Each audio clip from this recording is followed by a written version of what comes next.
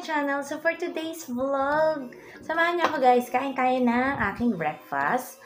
Ito yung sopas na binili ko dyan sa may palengke. So guys, actually, ang daily routine ko kasi ngayon, since bumalik ako dito sa Olongapo and after my mom died, is pagising ng umaga, ayusin ko si Rain, magre-prepare ng breakfast, ng kanyang baon sa school. And then after, from Monday to Friday yon. And then after that, pupunta ng palengke, mamamalengke. O diba guys, marunong na akong mamalengke. Bibili ng kung ano-anong kailangan dito para sa bahay. Kasi syempre, ako na yung pinaka nag-a-assist kay Papa dito when it comes dito sa house namin. So, and then after that, after papasok na ako sa school, papasok na ako sa work, pagkahatid ko sa school daw, So, ayan guys, kain tayo. Sarap to. Namiss ko kasi guys, yung habang kumakain ako, chumichika ako sa inyo. Remember nung nasa law office pa ako. So, kasi dun sa work ko ngayon, medyo nahihiya akong chumika habang kumakain. So, ayan, ano nga ba ang mga nangyayari aside nga sa pagkamatay ng mother ko? So, unti-unti naman guys, recover kami from that. And nagpapasalamat nga pala ako sa lahat ng mga tumulong, lahat na nakiramay sa amin that time na nawala ang mother ko. Since the day one na nagkasakit siya, sa mga prayer warriors, sa mga relatives namin, neighbors namin, mga kabatchmates niya, kasama niya sa senior citizen, kasama niya sa simbahan, sa barangay, sa lahat. Alam mo guys, ngayon ko napatunayan na sobrang mabait na tao yung mother ko.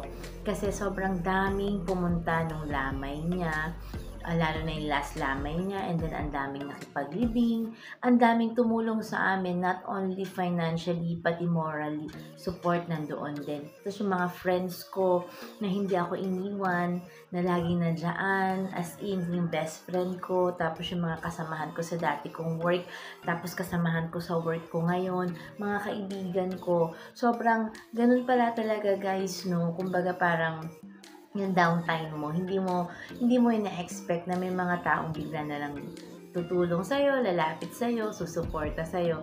So, kaya nga, continue to make good things. Kumbaga parang, yung good deeds gawin natin. Kahit na minsan may mga kasama tayo na sobrang annoying, gano'n. But still, I know, tao lang naman din tayo na naiinis. But still, we need to keep on doing good things, good deeds to other. Kasi pagdating ng time na ikaw ang nangangailangan, ikaw yung nasa downtime, talaga namang masusubukan mo sila. Kumbaga malalaman mo. So anyways guys, ito nga, kain lang tayo ng aking sopas. 30 pesos to guys. Sa may palengke. Actually, gusto to ni Mama na itong sopas ito. Siya nagpakilala nito sa akin, tsaka siya nagsabi ko saan ito nabibili. So, ito guys, binibili ko siya. So, for today, ako manunundo kay Rain. Hands-on mama ko ngayon after, kasi may mga gagawin yung father ko. Wala siya ngayon. So, kailangan namin magtulungan when it comes sa pag-aalaga kay Rain. So, ayan. Tapos ngayon guys, medyo sumasama na rin ako din sa mga gimmickan sa choir. Hindi naman gimmick, kasi just catch up lang. Ganon. Dati kasi sobrang narang na-isolate ko din yung sarili ko from going outside, ganon. So, parang ngayon, need ko na magpatuloy, na kailangan ko ano yung mga ginagawa ko, which is yun din naman ang gusto ni Mama, na ituloy namin yung buhay namin magkakapatid, na nandiyan din si Papa, para din naman kahit papano maging maayos. Tapos, ayun guys, may mga planong lalabas, ganon. So, nakakatuwa lang din kahit papano. Although, may mga times, aaminin ko sa inyo guys, na natutulala ako, na naaano ko. Siguro ganon talaga, no, when it comes. Kasi fresh pa 3 weeks pa lang since my mom left us. So, parang, nandun pa yung time na parang natutulala pa ako, umiiyak pa ako. Pero as much as possible, I'm trying to move on.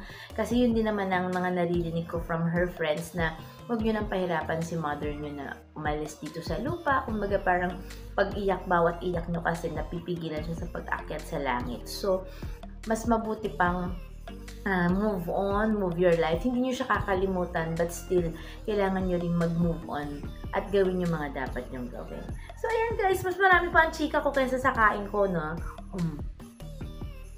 So, ayan guys, samahan niyo pa ulit ako sa marami ko pang mga chika dito lamang sa aking YouTube channel. Don't forget to subscribe, like, and share my video. Coffee tayo guys!